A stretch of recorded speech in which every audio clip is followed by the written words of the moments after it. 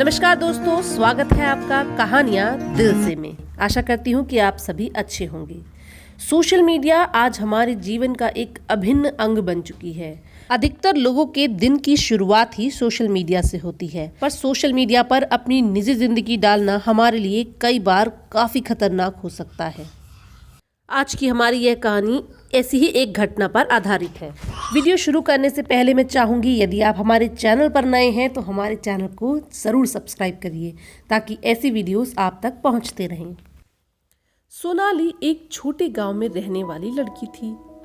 गांव में बहुत पढ़ाई करके उसने 12वीं पास कर ली थी, पर घर का माहौल ऐसा न था कि उसे कभी शहर जाकर आगे पढ़ने का मौका मिलता। मम्मी पापा ने इतना पढ़ा दिया था, यही काफी था। पूरे गांव में सबसे पढ़ी लिखी थी। एक बार सोनाली ने अपने बड़े भैया से आगे पढ़ने की इच्छा जाहिर की, पर भैया नहीं माने। कुछ दिन बाद सोनाली के लिए रिश्ता देखना शुरू कर दिया। सोनाली देखने में सुंदर थी, इसलिए एक अच्छा शहरी लड़का मिल गया और मम्मी पापा ने अपनी हैसियत से सोनाली की शादी कर दी। शादी करके सोनाली पहली बार शहर आई। सास ससुर तो थे नहीं, बस रमेश और सोनाली अकेले ही रहते थे।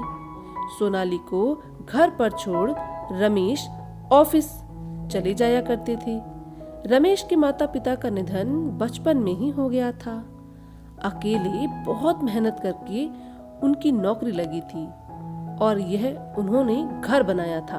सोनाली को उन्होंने बहुत अच्छी तरह समझा दिया था कि अब जो भी है हम दोनों ही एक दूसरे के लिए हैं। हमें अपनी गृहस्थी बहुत सोच समझकर और अच्छी तरह बनानी है। रमेश तो ऑफिस चले जाते, सोनाली दिन भर घर में अकेले बोर हो जाती। सोनाली को यूं बोर होता देख रमेश ने सोनाली को एक स्मार्टफोन लेकर सोनाली को दे दिया। सोनाली बहुत खुश हुई। धीरे धीरे सोनाली ने आसपास के लोगों से भी दोस्ती कर ली थी। सोनाली के पड़ोस में रहती थी हिमानी। हिमानी ने सोनाली को सोशल मीडिया पर अपनी प्रोफाइल बनाने के लिए कहा। सोनाली को इन सब के बारे में ज्यादा पता नहीं था। जैसा जैसा हिमानी कहती, सोनाली ने वैसा वैसा कर लिया। हिमानी ने कहा, सोनाली ने अपनी प्रोफाइल बना ली। फिर सोनाली ने अपनी फोटो डालना शुरू किया। सोनाली देखने में सुंदर थी, तो सोशल मीडिया पर उसे अच्छा रिस्पांस मिला।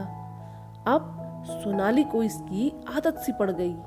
कहाँ जाती है, क्या करती है, घर में कौन है, हर पल की खबर वह सोशल मीडिया पर डालने लगी। रमेश सोनाली को समझाते कि सोनाली, सोशल मीडिया कुछ देर के लिए ही इस्तेमाल किया जाता है, इस पर अपनी निजी जिंदगी को नहीं शेयर करना चाहिए। पर सोनाली को सोशल मीडिया का चस्का चढ़ चुका था। वह रमेश की नहीं सुनती। सोनाली इस तरह सोशल मीडिया पर काफी लोगों से जुड़ने लगी। एक दिन सोनाली को किसी अनीता का मैसेज आया। अनीता ने सोनाली से काफी अच्छी तरह से दोस्ती कर ली थी। अब सोनाली अपनी निजी जिंदगी की बातें अनीता से करने लगी। अनीता जो उसे बताती, सोनाली वही सेटिंग अपने फोन में कर लेती। एक दिन सोनाली को एक साथ बहुत सारे मैसेज आने लगे। उसके फोन नंबर पर सोनाली को कुछ समझ नहीं आया, तो उसने रमेश को दिखाया।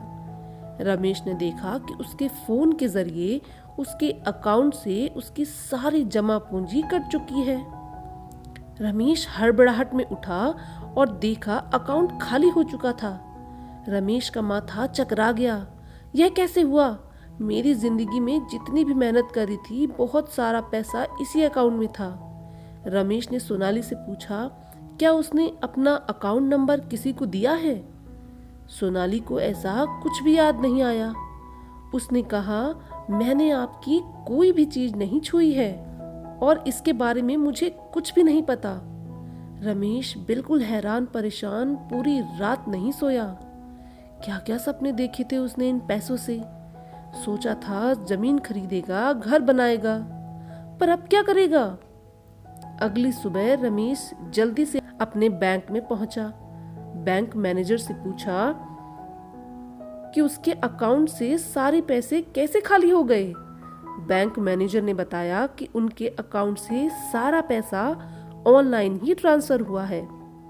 रमेश ने बताया, मैंने ऐसा कोई भी ट्रांसफर नहीं किया है। अकाउंट मैनेजर ने बताया, कल रात को ही आपके सारे पैसे ट्रांसफर हुए हैं, हम कुछ नहीं कर सकते। यह बोलकर बैंक वालों ने हाथ खड़े कर दिए। रमेश घर वापस आया और रोने लगा। सोनाली को भी बहुत दुख हुआ। तभी पास में रहने वाले मिश्रा जी आए। उन्होंने कहा, पुलिस तुम्हारी कुछ मदद कर सकती है। साइबर पुलिस नाम का एक डिपार्टमेंट होता है, तुम वहां जाओ और अपनी रिपोर्ट लिखाओ। रमेश और सोनाली भागे भागे पुलिस स्टेशन गए। पुलिस स्टेशन में एक कंप्लेन लिखाई। करीब एक हफ्ते बाद पुलिस का फोन आया, आप लोग यहाँ पुलिस स्टेशन आ जाइए। दोनों तुरंत थाने पहुंचे। साइबर पुलिस ने बताया, आपके अकाउंट में जितने भी पैसे थे वह किसी अनीता के नाम से निकाले गए हैं। क्या आप किसी अनीता को जानते हैं? रमेश ने कहा, मैं किसी अनीता को नहीं जानता। तभी सोनाली बोली, ऐसे तो मैं किसी अनीता को नहीं जानती, बस सोशल मीडिया पर मेरी एक दोस्त है। मैडम, क्या आपने उनसे अपनी कोई चीज शेयर की है?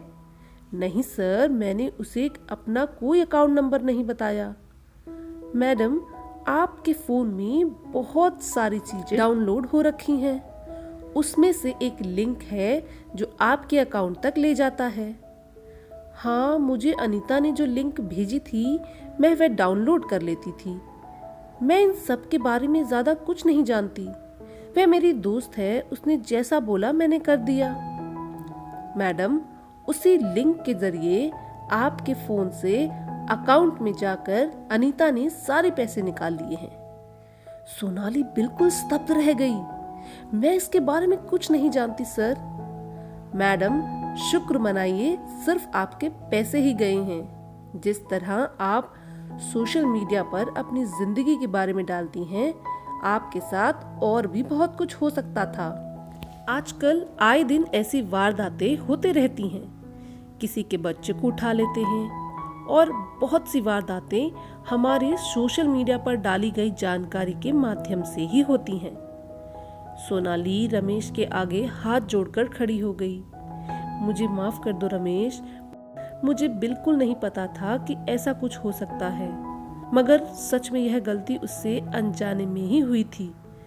रमेश ने सोनाली से कहा, सोनाली, पैसे तो मैं दोबारा भी कमा लूंगा, पर अच्छा हुआ तुम्हें कुछ नहीं हुआ।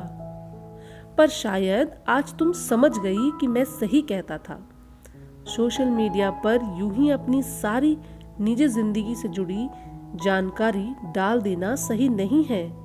सोनाली रोते रोते रमेश के गले लग गई। रमेश ने सोनाली के सर पर हाथ रखकर कहा, चलो घर चलते हैं। साइबर पुलिस ने रमेश से कहा, जब हमें इस अनीता का पता चल जाएगा और आपके पैसे हम उससे ले लेंगे तो हम आपको बता देंगे।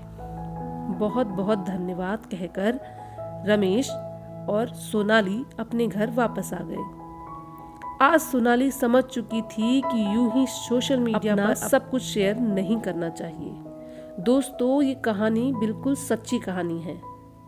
ऐसा बहुत लोगों के साथ हो जाता है, इसलिए जब भी आप सोशल मीडिया का इस्तेमाल करें तो बहुत जान समझ कर करें।